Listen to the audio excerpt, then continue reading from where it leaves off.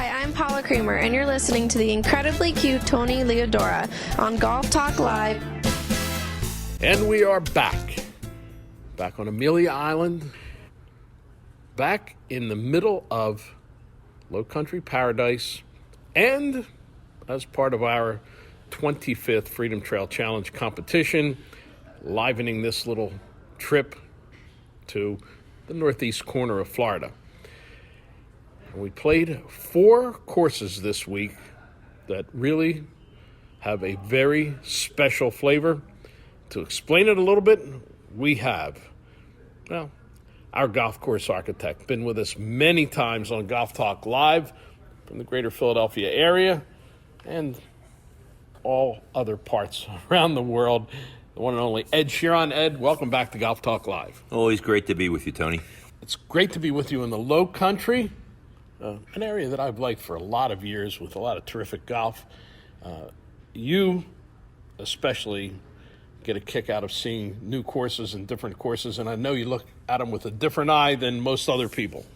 Yeah, all 4 courses obviously are excellent, but they have very distinct design concepts incorporated into them that if you're pretty knowledgeable in the various architects, you can pick up relatively quickly. All right, well, let's go through the lineup. Shall we go down the line? Sure. All right, the first one was Oak Marsh, which is at the Omni Resort. And as the name would indicate, well, half of the course goes through the oak trees with the Spanish moss, and half is on the marsh. It's a Pete Dye design. Tell us a little bit about that.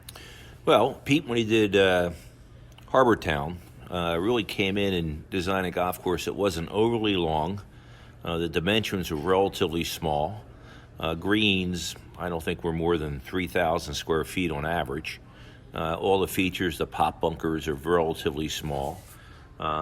Very complicated greens for small greens. They have little shelves, they have hollows, but the premium is on chipping on that golf course because you can miss the pin by 20, 25 feet, and you got a wedge in your hand, you got a rescue club, you have something that's going on. The utilization in the final finishing holes were spectacular. Really cute little short par 3 along the marsh. 17, a very manly hole. And then 18, almost a replica of 18 at Harbor Town, but it's a par 5.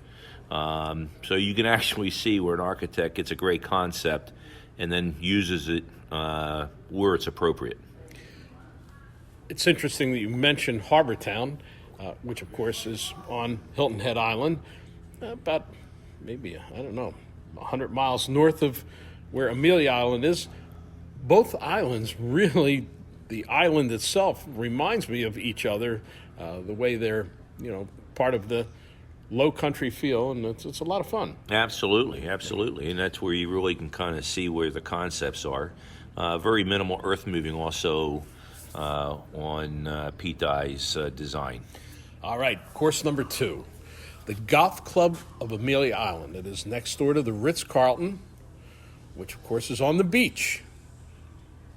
Not owned by the Ritz-Carlton, it's actually a private members club. However, if you stay at the Ritz-Carlton, you can play there. And that course was an interesting one also. Yeah, it was very interesting. It had a lot of dog legs, which can be problematic. If you can't hit it far enough to get around the corner, you're kind of chipping out sideways because the corners were defined by large trees, which were also kind of coming into the fairways. Great finishing holes. The greens were broad plains. There weren't intricate little shelves incorporated into them. So you could really figure out how the greens were breaking a little more easier than the Pete Dye's greens. But phenomenal use also of the marshlands coming through in the final finishing holes.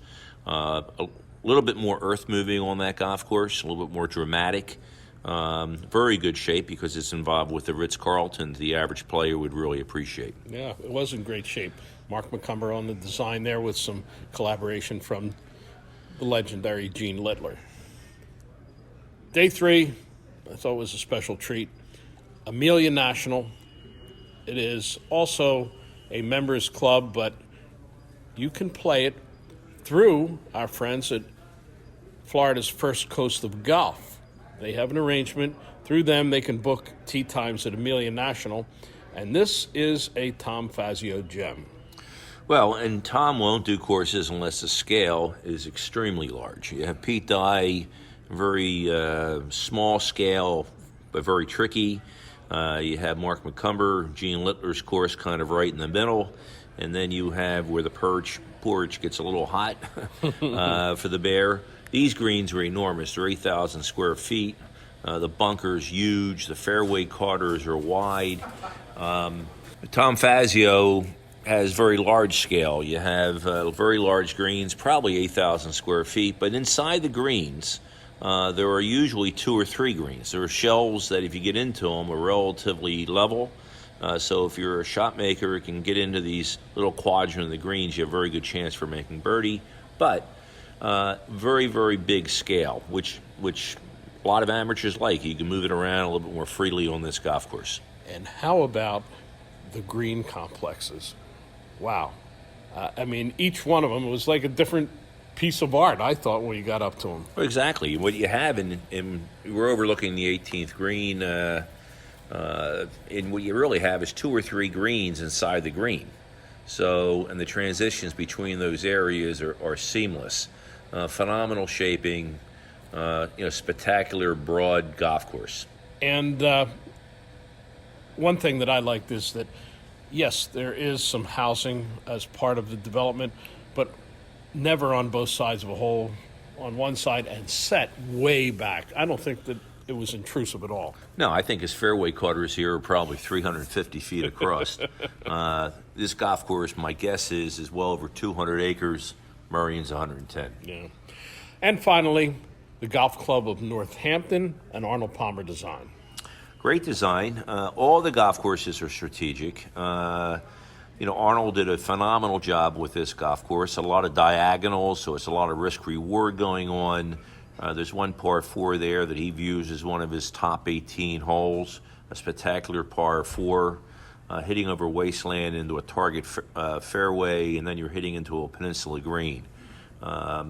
Tremendous use of the land, and you can't go wrong with any of these 4 courses. Mm-hmm.